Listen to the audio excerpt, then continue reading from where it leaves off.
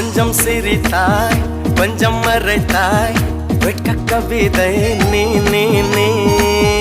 கொஞ்சம் துடித்தாய்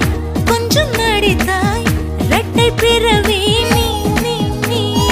அம்மா அம்மம்மா என் தாயோட்டும் பேசாத மௌனத்தை நீயே சொன்னாய் அப்பா அப்பப்பா நான் யாரோடும் பேசாத முத்தத்தை நீயே தந்தாய்